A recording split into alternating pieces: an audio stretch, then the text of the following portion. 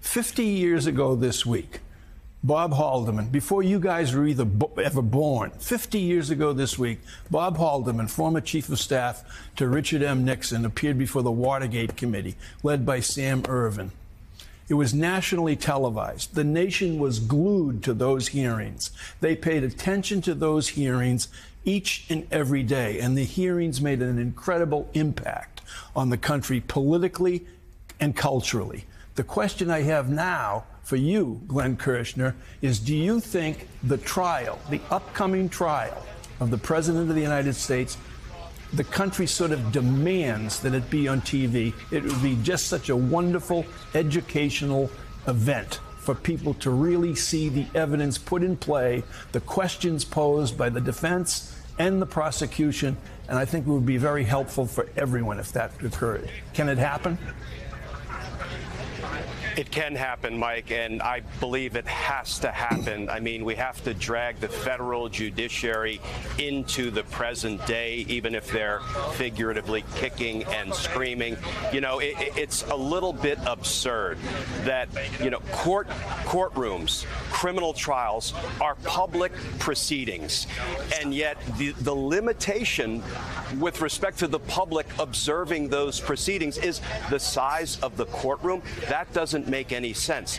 You know, I have heard that they will be broadcasting or live streaming the proceedings to other courtrooms, what we call overflow courtrooms. So maybe 100 or 150 people, 150 American citizens, you know, who will be directly impacted by how this trial, you know, ends up, can observe the proceedings. That makes no sense. Ultimately, it will be up to the Chief Justice Roberts, to decide whether, you know, this is the moment in time when the rules should make some sense and they should militate in favor of transparency. When it comes to, you know, watching what the leader of our nation did to our nation. So I sure hope, Mike, that the Chief Judge orders that these proceedings be televised. Yeah, let's certainly hope so. But to the point I've made a minute ago about, like, it's on us now, the system is working, it's on the voters. Well, Republican voters are making it pretty clear they don't mind it at all. Donald Trump, of course, continues his polling in the party, continues to go up. The general election, as we know, could be a very different story next year. Also, think about the 2024 candidates. It was sort of refreshing how candid and direct Mike Pence was just now. And we're getting that from Chris Christie and Asa Hutchinson. But the majority of those candidates aren't doing so. In fact, they're talking about pardoning Donald Trump. They're saying this is another example of that, you know, dual system of justice, that the Biden crime family is involved here. And this DOJ effort is to distract from the latest legal efforts against Hunter Biden. All of that nonsense. But it reinforces just how bifurcated, depressingly bifurcated we are right now, Joe and Mika.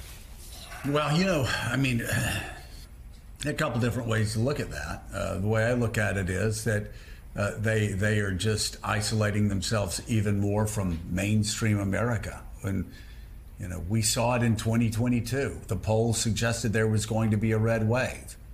The polls also suggested that the anti-choice forces were going to win in the Kansas recount.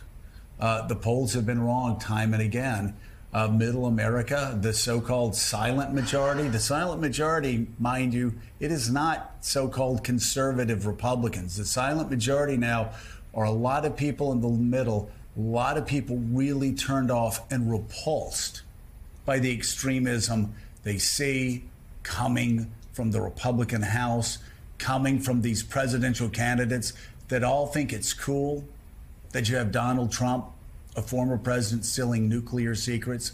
They think it's cool that you have Donald Trump mocking and laughing a woman he raped, according to a judge, a woman he sexually assaulted, according to a jury of his peers. You have Republican candidates thinking it's cool, and also his apologists in the media thinking it's all right that he helped put together a conspiracy to overthrow the federal government. Now, listen, they're going to lie to you now. They're going to lie through their teeth to you now.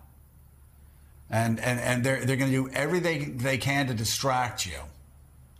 All you need to go to see is their own words. Look at their own words on January the 6th, as provided to us by Mark Meadows and his text messages. The desperation of Fox News hosts begging Donald Trump to stop the riots, to stop the insurrection. His own daughter begging Donald Trump to stop the riots, to stop the insurrection. Don Jr. begging somebody to impress upon his father to stop the riots, to stop the insurrection. All of them. Sean Hannity, Laura Ingraham. You can go down the list. That day, they knew exactly what was going on. Exactly what was going on. So, I hate using the term gaslighting, but that's exactly what they're doing right now. For ratings, I guess. They want him to show up for the debate. And by the way, I mean, there's a candidate that's supposed to be the hot candidate. And you know, he's saying, oh, well, pardon him, this is a two-tiered system. He wrote in his own book in 2021, I think, that Donald Trump was a loser for what he did on January the 6th and challenging election results. They're all taking part in this bizarre play where they want to gain more votes. They want to get more ratings points. They don't believe any of it. And if you, shit, you don't have to listen to me. No. Just look at their own words, their own texts, what they say when nobody's watching. There you go. NBC News legal analyst Glenn Kirschner. Thank you so much, Glenn. And I greatly appreciate your insights on cameras in the courtroom. Yeah. I think, again, I've never been a massive fan of cameras in the courtroom, but here, when you have the most important criminal case in American history, and you have a president that depends, an ex-president that depends on conspiracy theories, isn't transparency what we must demand of our federal court system? Yeah, Joe, I think cameras in the courtroom are a must, because if we don't have them, what are we going to get? A one-sided account coming from Trump's lawyers. You're not going to get anything from Jack Smith and his federal prosecutors. And frankly, that will not be a fair fight in the court of public opinion. And let's be real, this case in part will be fought and won or lost, at least in the minds of the voters, in the court of public opinion. Yeah. 100%. Glenn, thank you.